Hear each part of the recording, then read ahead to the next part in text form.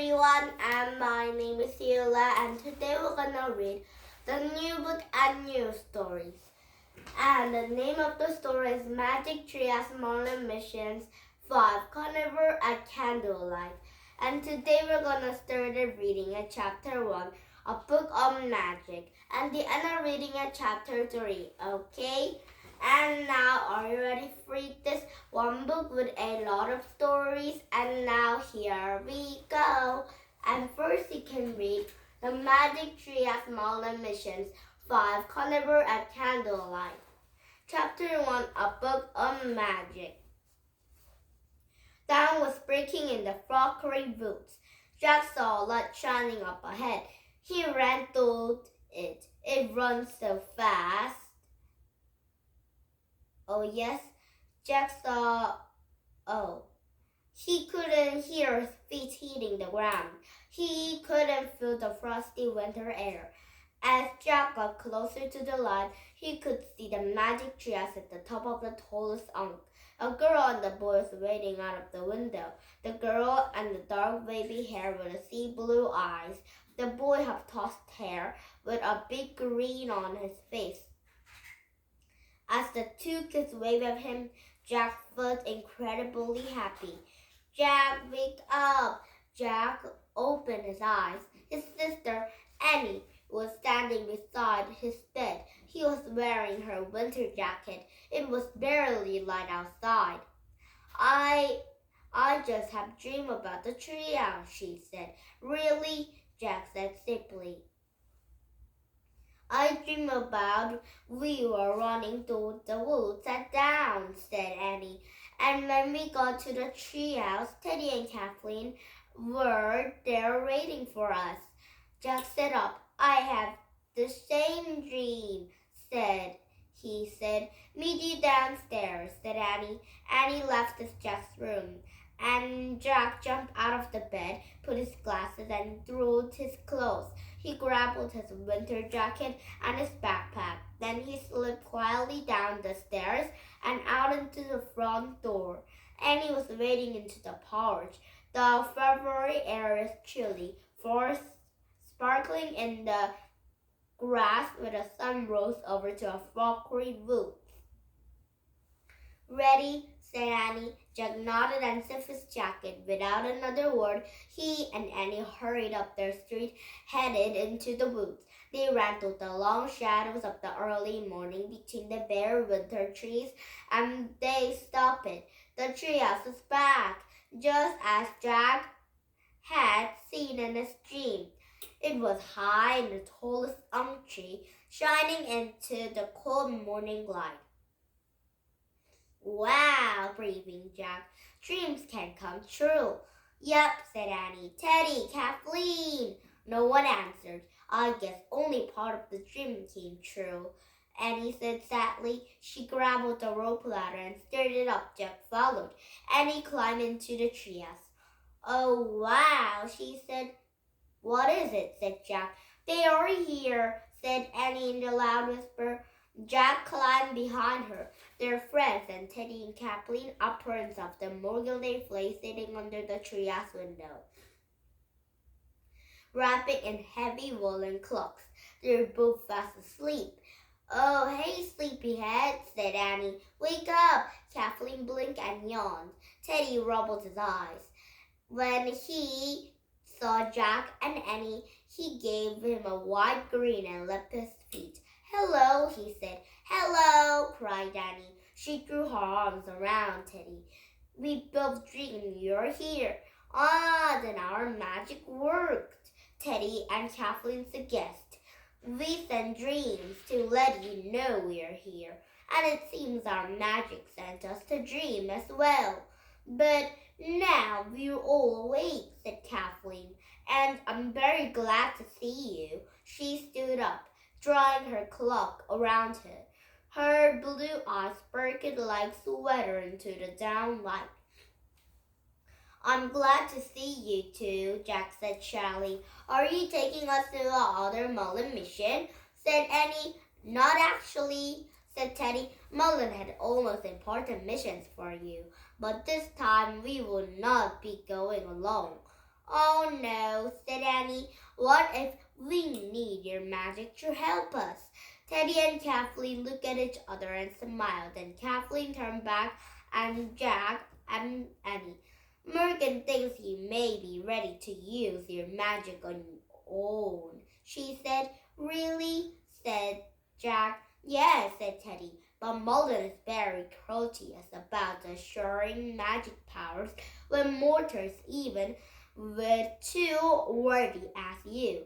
He's also wary with a magic being outside and remember the Camelot. Nevertheless, Morgan was come soon with Merlin to take us provide for herself, so will be the test on the foreign missions.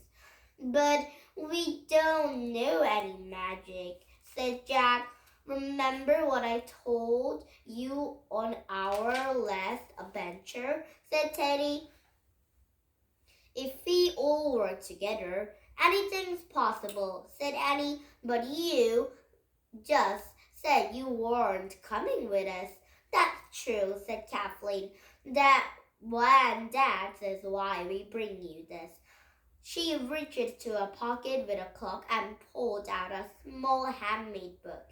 She gave a book to Annie. The cover of the book was made with a rough brown paper, written on its neat, simple handwriting with a title.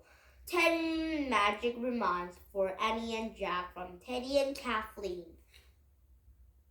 You made this for us, said Annie. Yes, said Kathleen. One line of each rhyme is in Teddy's language, and one is it's mine, the language of the Seal people. And Annie pointed to opened the book of the table of contents, and she and Jack slipped to a list of remarks. Jack read some of the entries loud. Fly through the air and make a metal soft turn to ducks. And Annie giggled. They're so cool, she said. Let's all turn into ducks. Now, said Kathleen. You must use this remarks very sparingly. And there are only 10 remarks into the book. And each can only be used once. And they're meant to last for your 4 journeys. 4? Said Jack. I, said Teddy.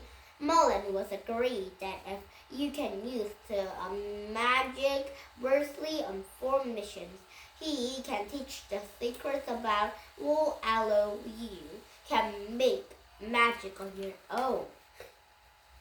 Oh boy, said Annie. Jack put into the book of the magic remarks into the backpack. So are we going to our first mission? He said.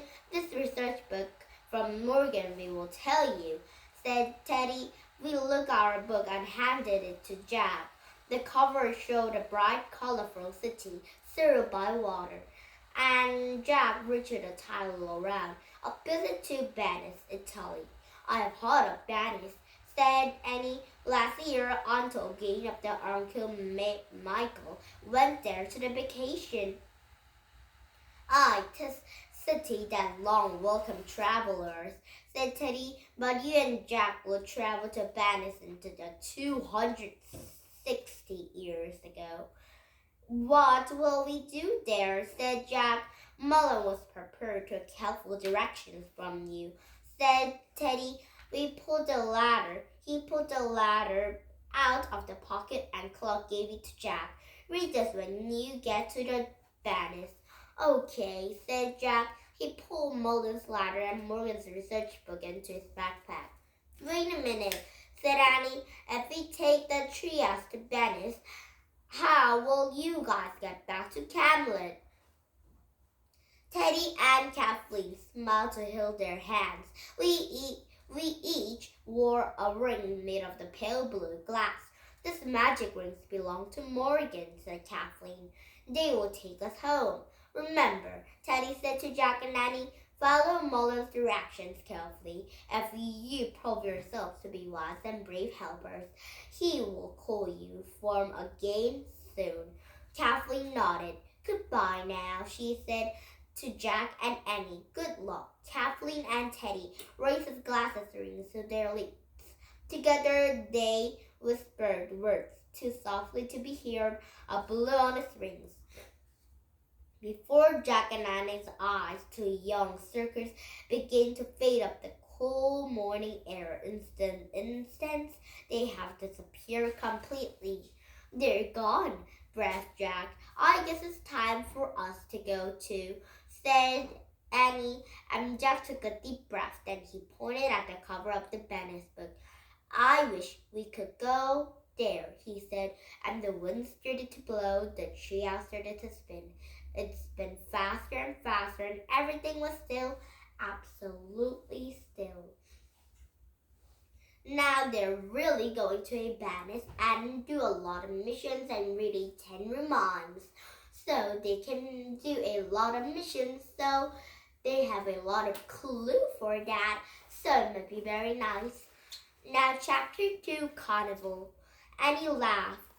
Jack opened his eyes. He and Annie are wearing purple and pink outfits with huge ruffled collars. On their heads were funny hats. One feet were red slippers with a big bows. Who are we? asked Annie. I don't know, said Jack. He didn't feel like a wise and brave helper into the red slippers. He felt stupid. Together, Jack and Annie looked out at the treehouse window. They have landed to the small tree inside a woolen garden. The sky was gray, and Jack couldn't tell if it was a morning or evening, but the air felt damp and heavy, if the storm was about to break. I guess this is a Bennis, he said. Let's check our book, said Annie. She pointed to the research book and read aloud. Today, the city of the Bennis. Say Bennis, the one of the most popular tourist sports into the world. It lies into the lagoon of the Arctic Sea. Instead of roads, Bennis has waterways to cold canals, and people glide along the canal and stroll the boats called gondolas. A man called a gondoler stands into the back of the boat and uses a long or purpose the gondola through the water. Oh, I hear about the gondola. Someone have stand at the back of the gondola or front, so that people is make the gondola boat go. And that sounds like fun, said Jack. Yep, said Annie. She closed the book. Let's go. Wait, said Jack. We don't even know what our mission's yet. She took the Merlin's ladder and unfolded. He read aloud. Dear Jack and Annie of Frog Creek, your mission is to recur the great panics and the beat of the magic. The grand lady of the lagoon is the terrible danger. The only who can help you save her from the danger is the ruler of the seas.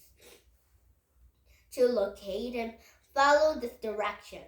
When the water is beneath the moon, visit the grand lady in the lagoon. To find where you need to go, seek out of the painter named Templo. At the midnight, two men will tell you the time. To go top into the tower, hurry and climb. Jack, the king of the jungle, will carry you there, not over to the land, but high into the air. The angel of the golden will show you the way to the sea by the night and come by day. M. Jack pushes his glasses into place. And, said he, Jack, I wonder what the grand lady is, said Annie, and why do we need to save her? I'm wondering lots of stuff, said Jack.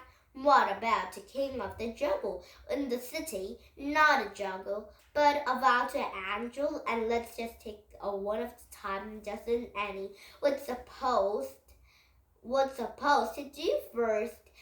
Jack looked at back of the ladder to read. When the waters rise beneath the moon, visit the Grand Lady of the Langan. So let's start by finding the Grand Lady, said Annie. She handed down to the treehouse ladder. Jack pulled Merlin's ladder to his backpack, along with Morgan's research book and Teddy and Kathleen's book about magic reminds. Then he climbed down to the rope ladder and caught up with Annie.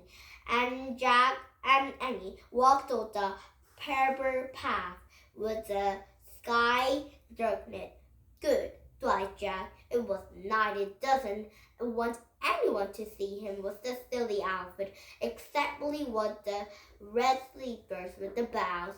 That must be in the way out, said Annie. She led Jack to the wooden gate with the garden just and pushed it open.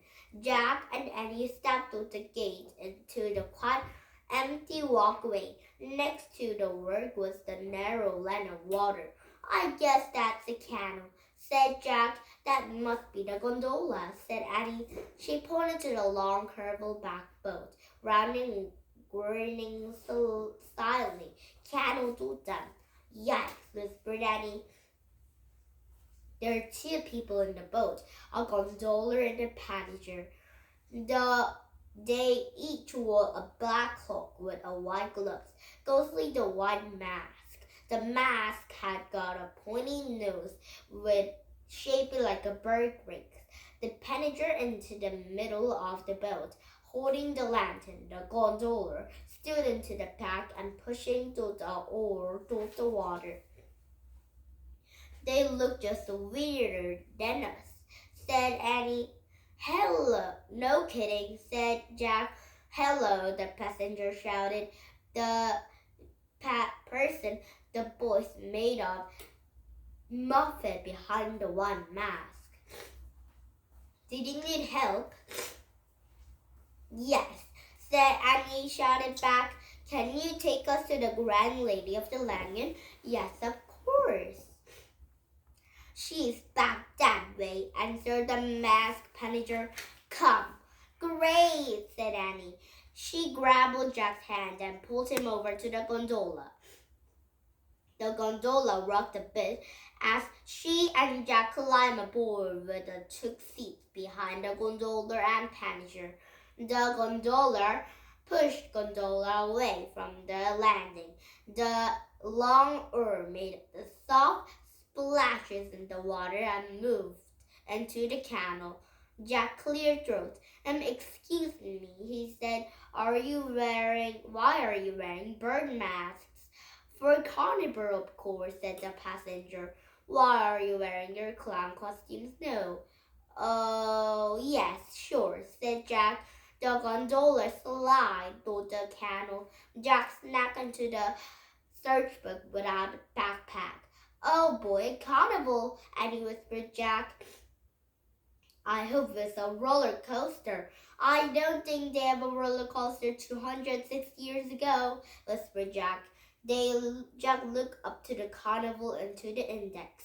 He found a page. Then he and Annie silently read together. For many cultures, carnival have been for the most famous yearly festival to the baddest.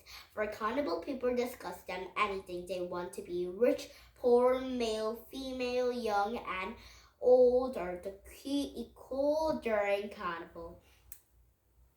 Look, that's us, whispered Annie. She pointed to the picture of the colorful costume with a white roof with a collar of red, sleepers and bows. Yes, and that's them, whispered Jack. He pointed to the picture of the person dressed as a black cloak with a white mask with a bird's beak. He had closed the book, put it away. The gondola people didn't seem too weird anymore. He still wondered why the Grand Lady was into the terrible danger of carnival. As the boat glided around the bend, Jack caught his breath. He saw dozens of the gondolas rocking on the choppy water of the wide open candle, and they were the crows with the ribbons and flowers, candlelight from the lanterns, dancing on the dark, reaping water. Look, there must be a carnival over there, said Annie, pointing.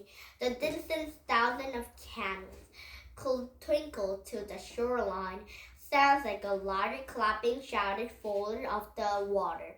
Hold tightly, he said, said the masked person in the front of the gondola. The tides are high tonight, said the gondola. As their gondola journeyed their feet off the boats, toward the carnival, the wind picked up the waves, got a lot taller, and Jack and Annie hooked up the sides to their boat, and they heard a faint rumble far away, damper, and there was a zigzag through the lightning, a distant sky. It's the storm coming, he wondered nervously. It's the storm in front of the disaster was going to be happen in the Great Lady of London. It's going to be fun, isn't it? Said Annie cheerfully. Sure.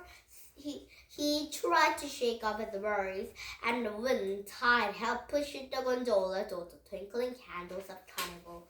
Now, Chapter 3, The Grand Old Lady of the Langon. And tomorrow we'll be started reading at Chapter 3 and the end of reading at Chapter 5, okay? And now, did you have fun? You lost English culture. We come back with some of these books, but not the story because there might be a new chapters to read, okay? Now, bye-bye for now, and have a nice day. And if you like my YouTube, please thumbs in my YouTube. Now, bye-bye, everybody. Have a nice day. Bye!